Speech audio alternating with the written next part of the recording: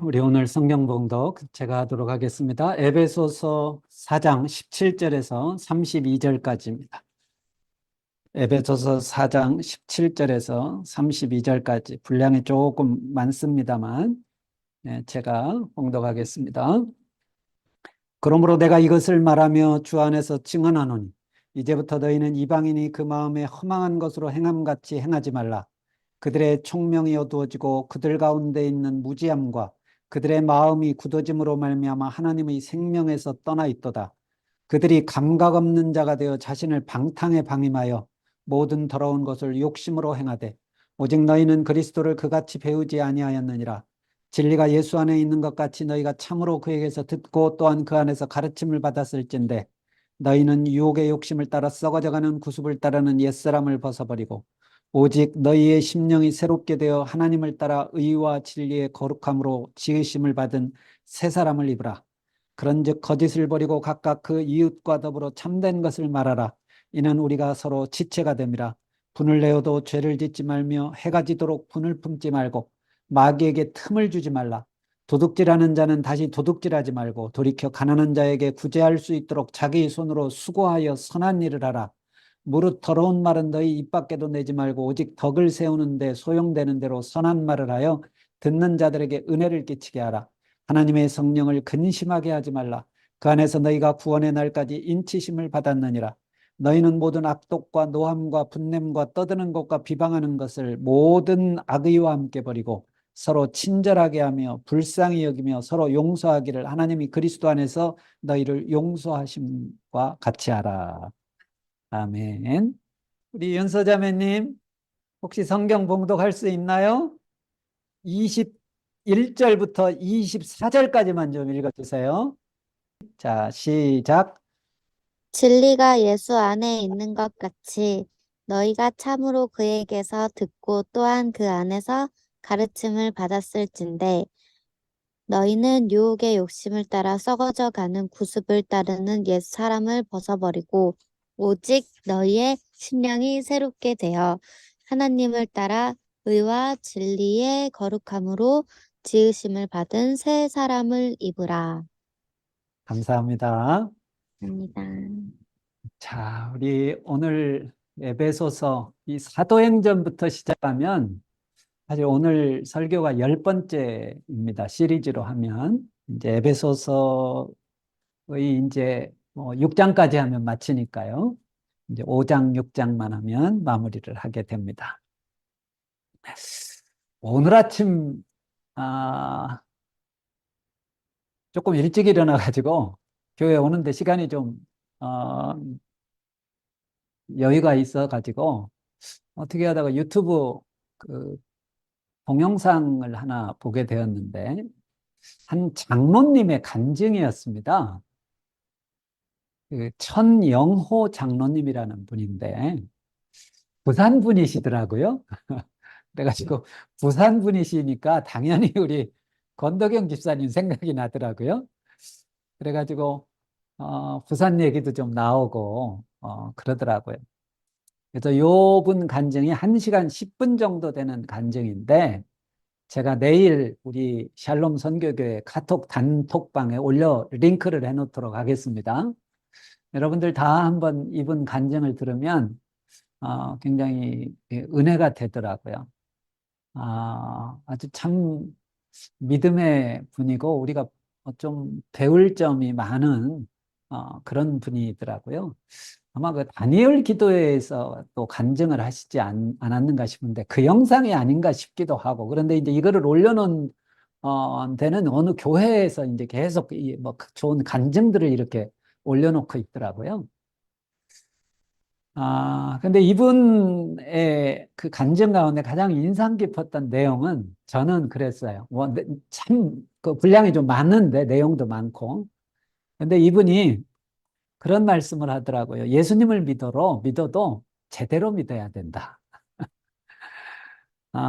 이게 아주 좀 인상적이더라고요. 그렇습니다. 우리가 예수님을 믿는다고 하면서도 제대로 믿지 않으니까 누가 욕을 먹느냐? 예수님이 욕을 먹어요. 사실 예수님에게 문제가 있는 게 아니라 우리에게 문제가 있는데 우리가 제대로 믿지를 않으니까 사람들은 마치 예수님에게 문제가 있는 것처럼 이야기를 합니다. 그래서 한번 이분 간증을 꼭 들어보시기를 제가 이렇게 추천합니다. 여러분, 예수님을 믿는다는 것은 단순하게 그냥 지적인 동의가 아닙니다. 지적으로 그냥 내가 예수라는 분을 내가 인정해. 그래, 2000년 전에 지금의 팔레스타인에 살았던 그 나사렛 출신의 예수를 내가 인정해. 그가 존재했었다는 것을 나도, 그래, 인정해. 여러분, 이게 아닙니다. 우리가 예수님을 믿는다는 것은 사실은 아주 놀라운 변화가 일어나는 건데 예수님을 영접하는 거예요. 영접하는 것이 곧 믿는 것이라고도 합니다만, 영접하는 자, 곧 그 이름을 믿는 자라고 합니다만은, 사실은 영접한다는 것은 그분을 내 안에 모셔드리는 거예요. 예수님이 내 안에 들어오셔서 나와 더불어 함께 사는 겁니다.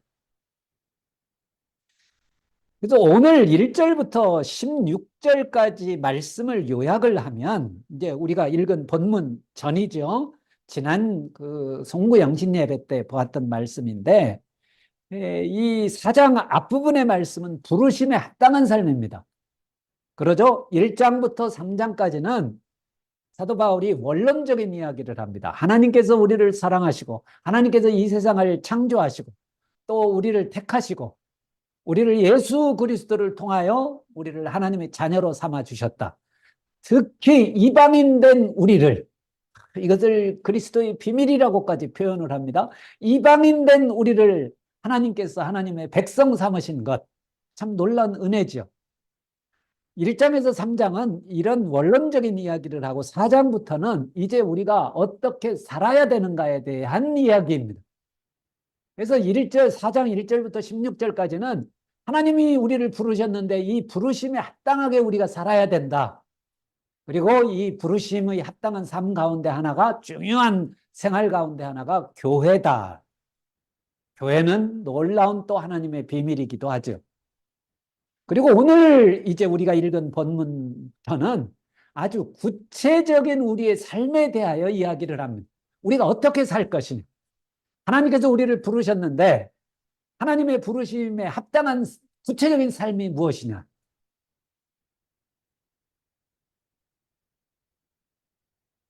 너희는 이방인이 그 마음에 허망한 것으로 행함같이 하지 말아라. 그럼 이전에 우리가 이제 이방인이었다가 하나님께서 우리를 구원하셨는데 여전히 이방인으로서 예전에 살았던 그 삶을 그대로 살지 말라는 거예요. 여기서 이방인이라고 하면은 이제 하나님을 믿지 않았던 우리를 의미를 하겠죠. 사실 우리도 이방인이었죠. 이방인이었던 우리를 하나님은 은혜와 긍휼, 참 우리가 하나님의 구원을 받은 것은 우리가 어떻게 해서 된 게 아니라 사실 하나님께서 우리를 불쌍히 여기시고 하나님께서 우리에게 예수 그리스도를 보내셔서 우리의 죄를 담당해 주신 거잖아요. 구속해 주신 거잖아요. 예수님이 우리의 죄를 대신하게 하신 거잖아요. 그래서 이게 하나님의 긍휼이고 하나님의 은혜입니다.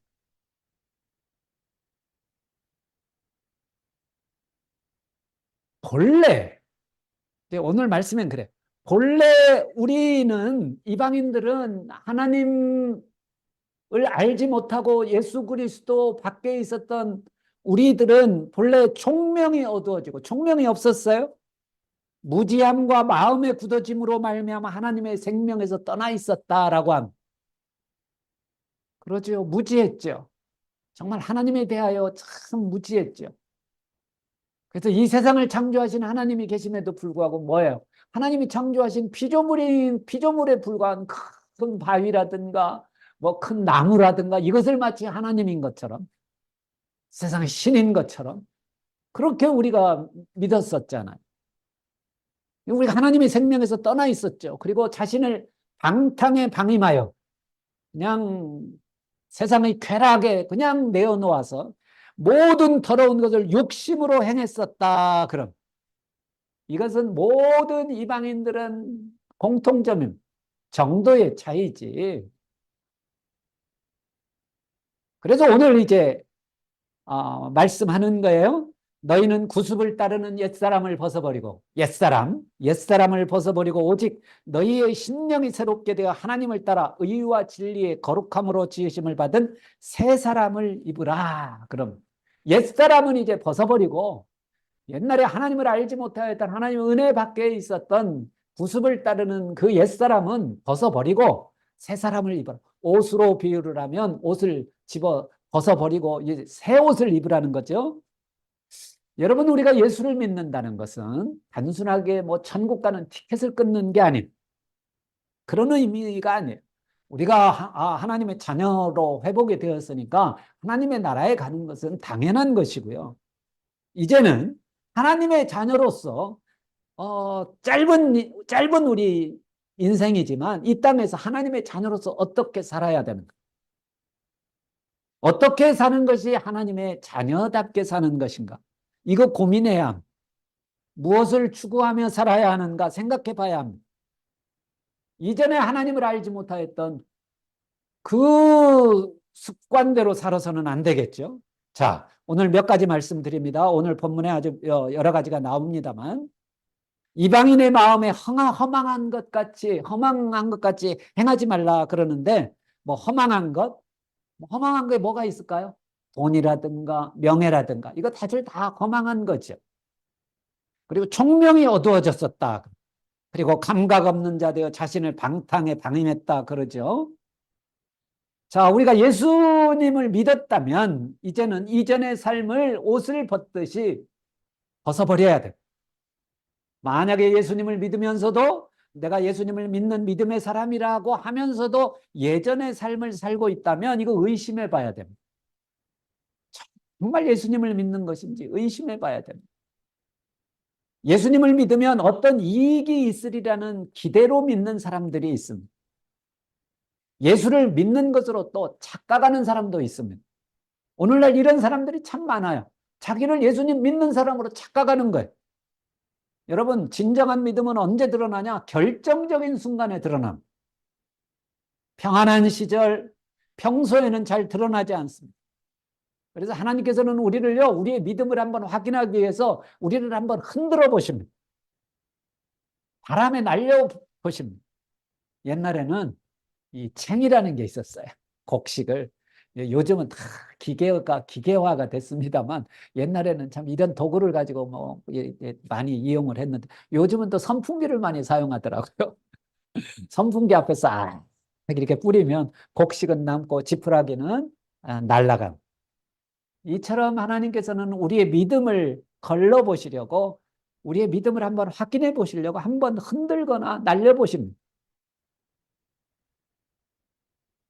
아까 말씀드렸던 그 장로님 같은 경우도 이분이 예수님 믿은 거는 참 어떻게 보면 신기하게 예수님 믿었더라고요. 아주 전통적인 그런 경상도 그런 유교 집안이죠. 뭐 제사를 저희 집안도 좀 비슷했습니다만 제사를 지내면 뭐 자손들 그냥 뭐 마루는 물론이고 그냥 뭐 마당에까지 그냥 가득 차가지고 절을 하고 그러는 집안이었는데 그러니까 뭐 전도를 해도 전도가 되겠어요? 안 되죠. 근데 어떻게 하다가 이분이 그 80년도에 우리 삼청교육대라는 게 있었습니다. 여러분 기억나세요? 저도 어렴풋이 기억나요. 삼청교육 때 많이들 끌려갔다고. 근데 이분이 어떻게 하다가 삼청교육 때 끌려갔대요.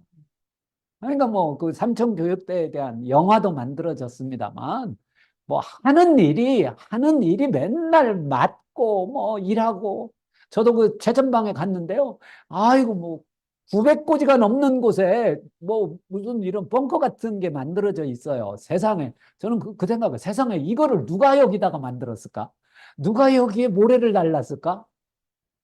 누가 여기에 시멘트를 가지고 올라와서 이 작업을 했을까?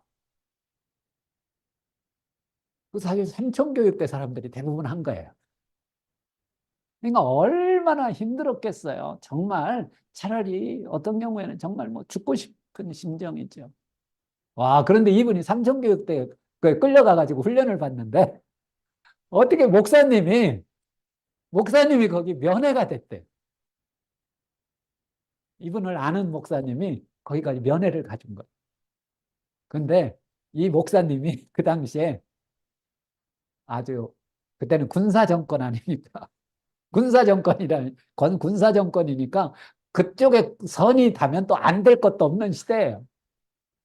근데 이 목사님이 이제 그 간증 한번 들어보세요. 거기 다 나옵니다. 그냥 보통 그 선도 아니고 아무튼 이 목사님이 당신 예수 믿으면 내가 여기서 꺼내줄게 그랬대요. 그러니까 이분은 자기 집안이 뭐 그런 게 어디 있습니까? 여기서 나간다고 그러면 뭐를 못 하겠어요. 그래가지고 사실은 이제 예수님을 믿게 됐더라고. 근데 이 믿음이 진실한 믿음은 아니었겠죠. 그러니까 하나님께서 이분을 이렇게 걸으셨더라고. 흔들어 보시고, 날려 보시고. 그래서 결국은 이분이요. 참 믿음 갖고 지금은 장로가 됐어요. 여러분, 우리가 예수님 믿는다고 하지만 사실은 동기도 조금 순전한 동기가 아닌 그런 의도에서 예수님을 믿는 사람들도 꽤 됩니다. 그러나 저는 이 동기는 그렇게 중요한 것 같지가 않아요. 왜냐하면 예수님을 따르던 사람들도 예수님 따르면 예수님이 병 고쳐주니까 예수님이 막 이적을 보여주니까 예수님께서 먹을 거 주니까 그래서 예수님 따른 사람들이 대다수였거든요. 그러나 바뀌어야지.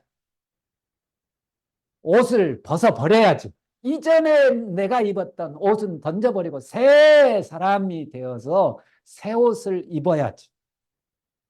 오늘 본문이 그거 얘기하는 거예요. 새 사람을 입어라. 그러면은 이제 새 사람은 어떻게 사는가? 어떻게 살아야 하는가? 요것이 15절부터 32절까지, 아니, 아예 그냥 25절부터 그 마지막 6장까지는 계속해서 우리가 어떻게 살아야, 어떤 사람이 되어야 하는가, 어떤 삶을 살아야 하는가에 대하여 구체적으로 지침을 주고 있습니다. 그래서 오늘은 25절부터 32절까지만 중요한 것만 몇 가지 살펴보겠습니다. 25절. 그런즉 거짓을 버리고 각각 그 이웃과 더불어 참된 것을 말하라. 이는 우리가 서로 지체가 됨이라. 참된 것을 말하라. 그럼. 여러분, 하나님을 알지 못하는 사람들은 그저 적당하게, 아니 그냥 그냥 다른 사람 속이는 것을 오히려 더 자연스럽게 생각한. 요즘에도 보니까 가짜 뉴스가 기승을 부리고 있습니다. 사람을 미혹하고요. 속이는 거죠. 그리고 또 저도 가끔가다 제 문자로 탁 날라옵니다. 그럴싸해요. 그럴싸해요. 그래서 저도 한번 속을 뻔했어요. 그래가지고 제 정보를 다 넘겨준 적도 있습니다. 사회적인 문제가 되고 있죠. 여러분, 우리가 새 사람이 되어서 가장 첫 번째 삶 가운데 이게 뭐냐면 참된 것을 말하라는 거예요. 참된 것. 진실하게 말하라는 거예요. 이것을 나 혼자만이 아니라 이웃과 더불어. 여러분, 예수 믿는 사람들에 대하여 세상 사람들이 뭐라고 비판을 많이 합니까? 예수 믿는 사람들이 말은 잘해. 그런 말을 많이 합니다. 전도를 하려다 보니까 이제 말을 많이 하게 되니까 그런 말을 들을 수도 있죠. 근데 말을 많이 하기보다는 우리가 진실된 말을 해야 됩니다. 그래서 우리가 저 사람 말은 분명해. 저 사람 말은 정말 맞아. 저 사람 말은 참돼. 이런 평가를 받아야 합니다. 우리는요, 가짜 뉴스 우리가 해서는 안 되지만 또 우리가 그러기 위해서는 분별도 해야 됩니다. 저도 부끄럽지만 저는 설교했던 거 다 설교문 갖고 있거든요. 근데 제가 설교에 인용했던 이런 예화 같은 경우에도요, 가짜 뉴스인 경우들이 가끔 있어요. 그래서 제가 이럴 때는 그냥 섬찟하죠. 아, 내가 그거 인용했었던 얘인데, 아, 알고 봤더니 그게 가짜예요. 그럴싸하고 감동적이니까 인용을 했는데 알고 보니까 이게 가짜더란 말이에요. 아, 참 죄송하지.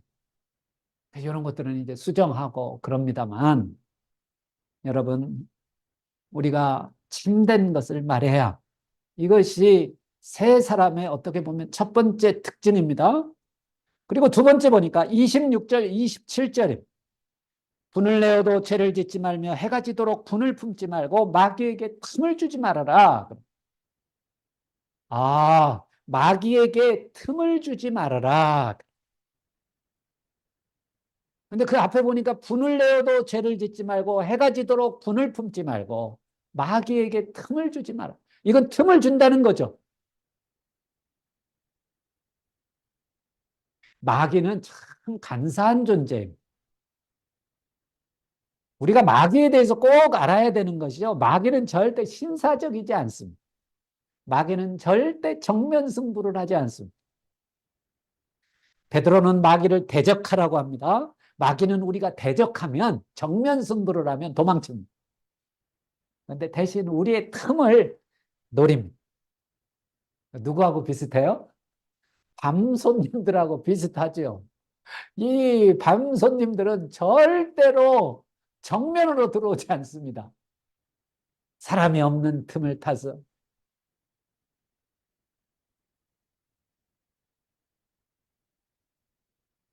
마귀에게 틈을 주는 대표적인 게 뭐냐? 화를 내는 것. 이 분을 내어도 죄를 짓지 말라 하고 해가 지도록 분을 품지 말라고 하는데 쉬운 성경에서는 이 부분을 이렇게 번역을 했습니다. 화가 나더라도 죄를 짓지 말고 해가 지기 전에는 반드시 화를 푸십시오. 화날 수 있어요. 근데 이게 죄까지 가면 이게 문제가 되는 거예요. 그리고 해가 지도록 화를 분을 품고 있다면 이게 마귀에게 틈을 준다는 거죠. 여러분 화를 낼 수 있습니다. 그러나 우리는 이것을 잘 다스려야 화가 날 때 두 가지 원칙을 지켜야 합니다. 죄를 지어서는 안 됩니다. 두 번째, 해가 지기 전에 풀어야 합니다. 가능하면 빨리 풀라는 내용입니다. 어떤 노부부가요. 아, 대단한 분들이에요. 이분들. 야, 10년 동안 부부가 말을 안 했다 그러면. 이거 뉴스에 나오더라고요. 10년 동안 노부부가 말을 안 했대요. 그래가지고 세상에. 아니, 그러면 그래도 뭔가 의사소통을 해야 될 때가 있었을 텐데, 딱 그 생각 들잖아요. 아, 식사하세요? 세상에. 이럴 경우에는 쪽지를 줬대요. 적어가지고. 이분들 어떻게 됐을까요? 결국 황혼에 이혼을 하더라고. 참, 그렇게 10년을 살았다는 것도 참 대단합니다.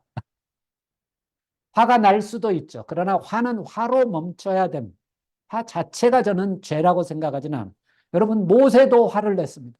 예수님도 화를 내셨어요. 예수님의 화는 의분이었습니다. 예수님께서 예루살렘 성전에 가셨는데 성전이 그냥 난장판이 되어 있어요. 비둘기 파는 사람, 이 동전을 바꿔주는 사람. 예수님께서 어떻게 하셨어요? 채찍을 휘두셨어요. 채찍을 휘두르셨어요.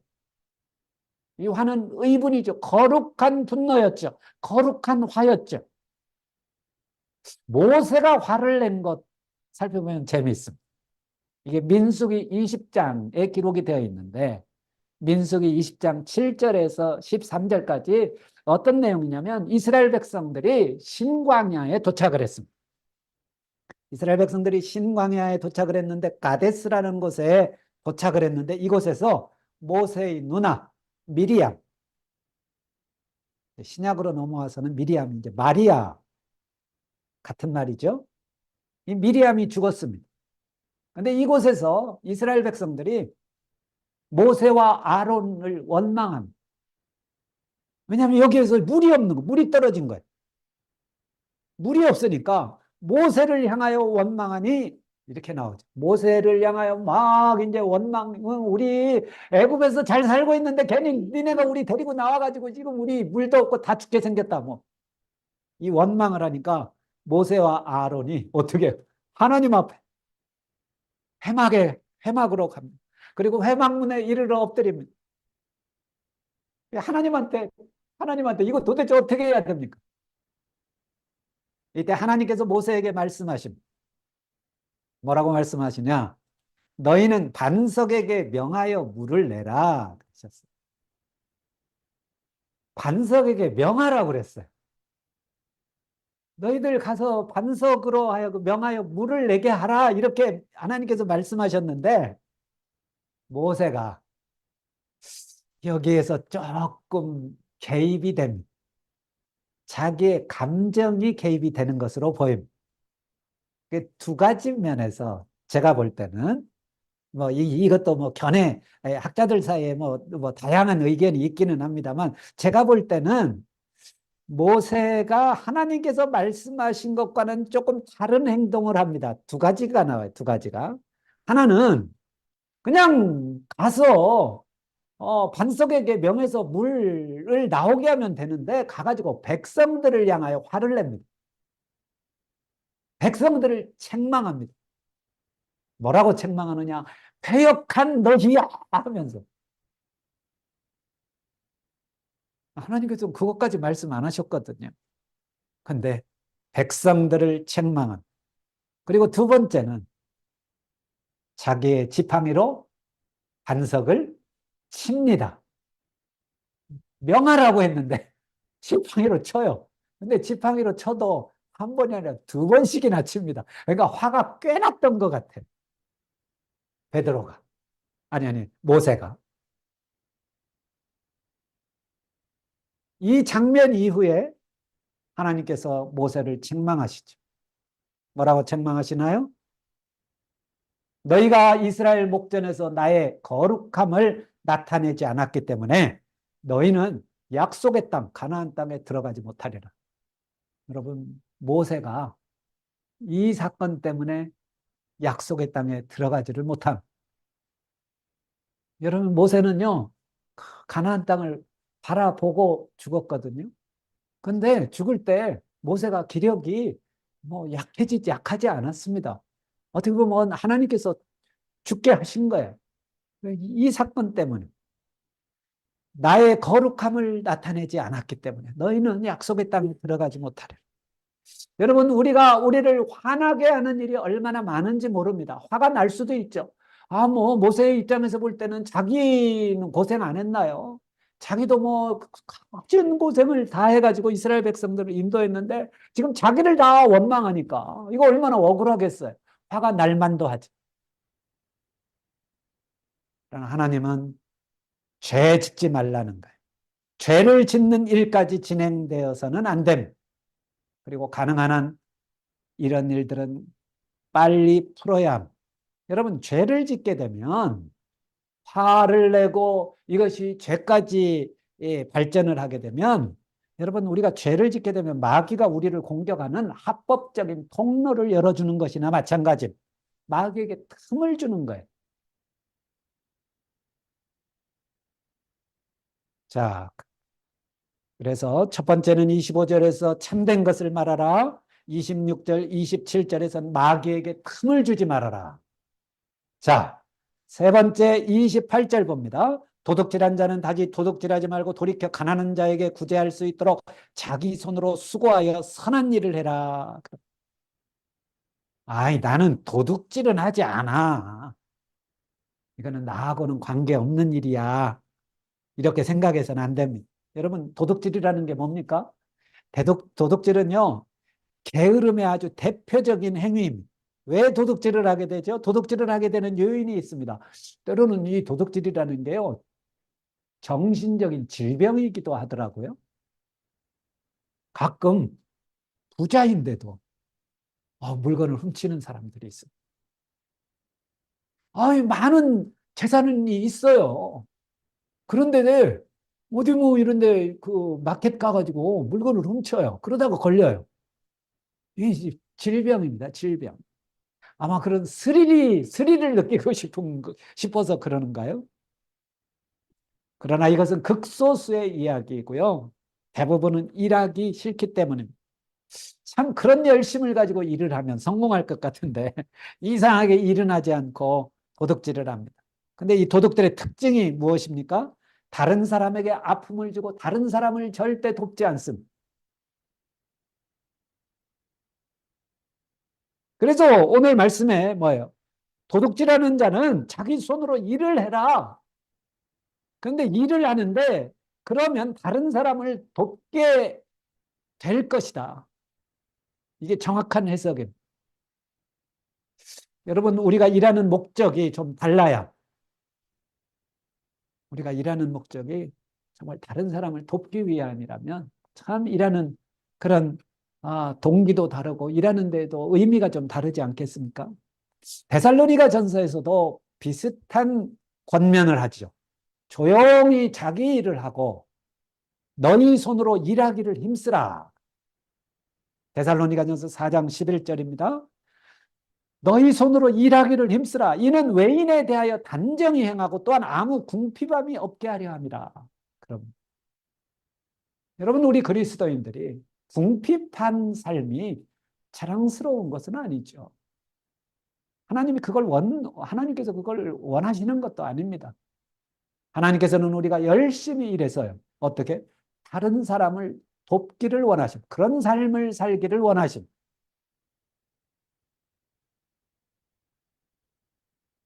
여러분, 우리는 일해야 합니다.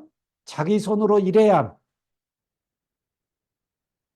이전에는 우리가 예수님 믿기 전에는 좋은 차 타기 위해서, 뭐 좋은 집에 살기 위해서, 그래서 일하는 목적을 갖고 있었다면 이제는 좀 달라요. 다른 사람을 돕기 위해서 일한다. 여러분, 열심히 일해야 됩니다. 열심히 일하다 보면 다른 사람을 도울 수 있는 기회가 주어질 것입니다. 자, 그리고 우리 29절. 역시 이 말에 대한 이야기인데요. 말이 참 중요하다는 것을 알 수 있습니다. 무릇 더러운 말은 너희 입 밖에도 내지 말고 오직 덕을 세우는데 소용되는 대로 선한 말을 하여 듣는 자들에게 은혜를 끼치게 하라. 우리는요, 말할 때마다 무슨 말을 해야 되냐면 다른 사람에게 은혜를 끼치는 말을 해야 합니다. 저도 지난주에 가슴이 좀 철렁했어요. 나도 모르게 그냥 막 이렇게 얘기를 하다 보니까 좀 내가 좀 무례한 말을 한 게 아닐까. 이 말이 그분에게는 상처가 되지 않았을까. 이 자책이 되더라고요. 여러분, 우리는 진실된 말뿐만 아니라 우리가 선한 말을 하고 우리 말을 통해서 좀 다른 사람이 은혜가 되게 해요. 한마디로 다른 사람이 용기를 얻게 해야 돼.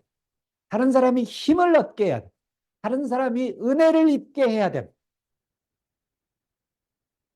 듣는 자에게 은혜를 끼친다는 것은 뭐예요? 힘을 주고 용기를 주는 말이라는 것 아니겠습니까? 여러분, 말 한마디가 사람의 인생을 바꾸기도 합니다.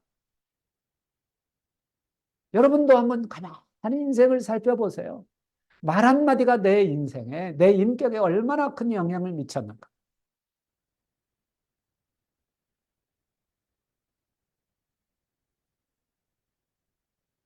저는요, 참 그 내성적인 사람이었습니다. 초등학교 때요, 집에 손님이 오면 밖으로 도망갔어요. 이 낯선 사람을 만난다는 게 그렇게 힘들더라고. 그렇게 힘들었어요. 내가 내성적이어가지고 그냥 남의 앞에 서는 것이 너무 부끄럽고 심지어는 어느 정도였냐면 교회에서 연말 되면 출석상, 뭐 암송상, 뭐 이런 거 다 줬거든요. 근데 제가요 부끄러워가지고 상을 받으러 앞으로 나가지를 못했어요. 그래가지고 저희 누님이 대신 나가기도 하고. 제가 그렇게 쑥스러움이 많던 사람. 근데 제가 4학년 때 제가 워낙 이렇게 내성적이고, 이렇게 부끄러움을 많이 타고 하니까, 여러분, 제가 다닐 때는 CA라는 게 있었어요. 특별 활동이죠. 뭐 일주일에 1시간이지만. 아무튼 4학년 되니까 이제 이 CA 활동을 하는데 나는 무슨 부를 갈까? 아무튼 부서가 많잖아요. 문예반도 있고, 여러, 부서가 있는데, 이거를 이제 가가지고, 이제, 집에 와가지고, 형하고 누님들한테, 이거 나 이제 CA 해야 되는데, 뭐를 하면 좋을까? 그랬더니, 형하고 누님들이 이렇게 하더니, 너는 웅변을 해야 돼. 그래가지고 제가 웅변반에 들어갔습니다. 웅변반.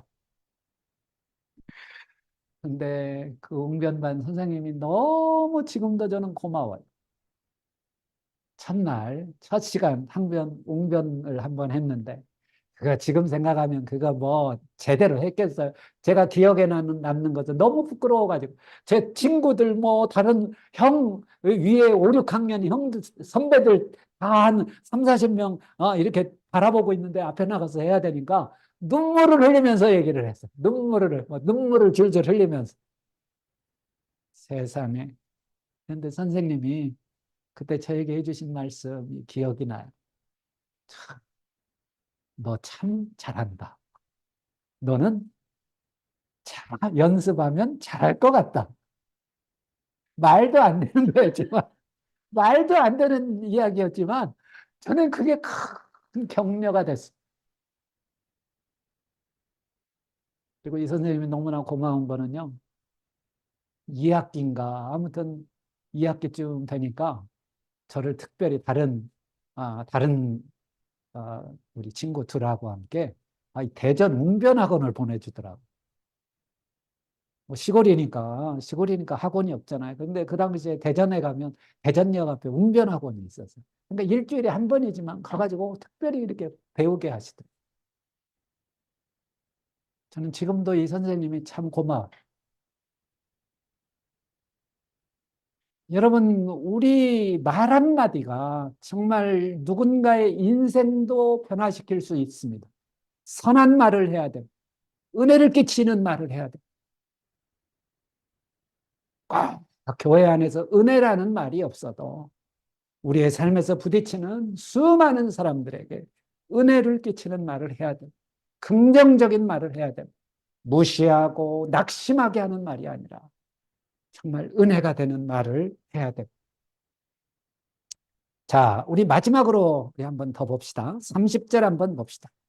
30절. 하나님의 성령을 근심하게 하지 말라. 그 안에서 너희가 구원의 날까지 인치심을 받았다. 그럼 여러분, 우리가 하나님의 백성이라면, 우리가 하나님의 자녀라면, 믿음의 사람이라면, 여러분, 우리가 사람 근심하게 하지 말아야죠. 그렇죠. 우리 부모님 근심하게 하지 말아야죠. 그러나 특히 우리는 누구를 근심하게 하지 말아야 되냐? 성령님을 근심하게 해서는 안 됩니다. 왜냐하면 성령님이 어떤 분이십니까? 성령님은 우리가 구원받는 데 있어서 반드시 개입하시는 분입니다. 여러분, 내가 예수님 믿은 것 같지만 사실은 성령님께서 역사하시는 거예요. 그리고 성령님께서는 어떤 분이십니까? 우리를 끝까지 우리와 동행하시면서 우리를 도우시는 분임. 우리를 변론해 주시는 분임. 사실 성령님에 대한 뜻은 보혜사라고. 보혜사.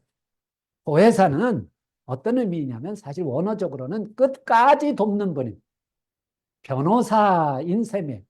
최종 변론을 도와주는 분을 보혜사라고 그래.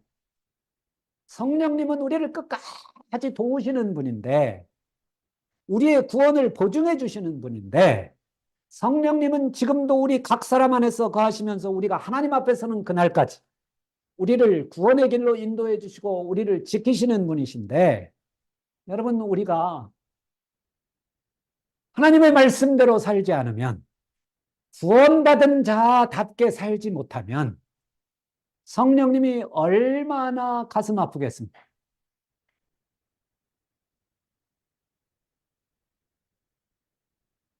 여러분, 거의 10여 년 전에 대구에서 일어난 실화입니다. 대구의 한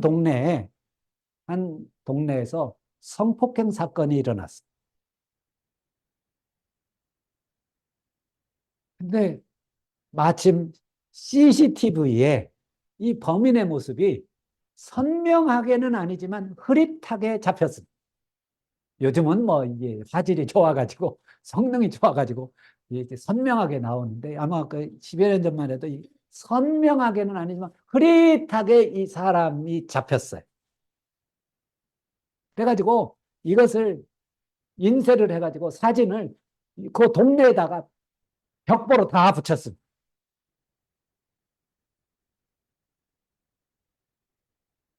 동네 골목마다 이제 이 사진이 붙어가지고 이 사람 좀 신고하라는 거겠죠. 근데 이게 흐릿해가지고 잘 몰라요. 그냥 보통 사람들은. 그런데 이 사진을 보는 순간 딱 알아차린 사람이 있습니다. 누가 알아차렸겠어요? 아버지. 이 범인의 아버지는 딱 보는 순간 이거 우리 아들이다. 마침 슈퍼에 들렸다가 이 범인의 아버지가 이 사진을 보면서 직감적으로 알아차렸어. 이거 내 아들이고. 누구보다 아들을 잘 알고 있는 이 아버지는 얼마나 고민이 됐겠어. 여러분, 이 아버지의 심정이 어땠을까요?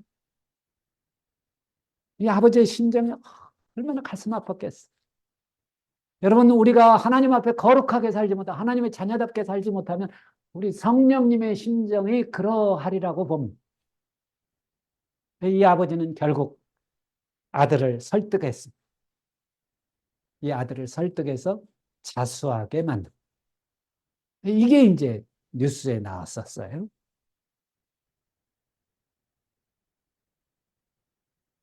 여러분, 나에 대해서 누구보다도 잘 아시는 성령님, 또 나의 구원을 보증해 주시는 성령, 또 오늘도 나를 진리 가운데로 내가 진리 가운데 서기를 원하시고 인도하시는 성령. 이분을 어떻게 하지 말라고요? 하나님의 성령을 근심하게 하지 말아라.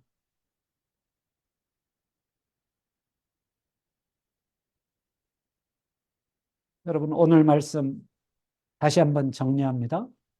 아주 구체적인 삶에 대하여 교훈을 줍니다. 참된 것을 말해라. 참된 것을 말해. 마귀에게 틈을 주지 말아라. 그리고 자기 손으로 수고하여 선한 일을 해라. 선한 말을 하여 듣는 자들에게 은혜를 끼치게 해라. 특별히 하나님의 성령을 근심하게 하지 말아라. 그의 31절, 32절에도 또 내용 나옵니다만 우리 오늘 이 말씀 꼭 기억하면서 여러분 이것이 새 사람의 옷입니다. 새 사람의 옷. 정말 새 옷을 입고 우리 하나님께서 기뻐하시는 하나님의 사람으로서 살아가는 우리 한 주간 되기를 바랍니다. 우리 잠깐 기도하겠습니다. 하나님 아버지 감사합니다. 우리를 부르시고 우리를 하나님의 백성 삼아 주셔서 감사를 드립니다. 하나님의 백성으로 살아가는 저희들 되게 해 주시옵소서. 새 사람으로 새 옷을 입고 사는 저희들 되게 해 주시옵소서. 한 주간 동안도 정말 누군가에게 말을 할 때 은혜를 끼치는 말 하게 하여 주시옵소서. 또 열심히 일할 수 있는 저희들 되기를 원합니다. 일하는 목적이 내 자신을 위한 것이 아니라 누군가를 돕기 위한 일을 할 수 있기를 원합니다. 우리가 일하는 또한 일터에서도 함께해 주시고 또 우리를 도우시고 우리를 진리 가운데로 인도하여 주시옵소서. 예수님의 이름으로 기도하옵나이다. 아멘.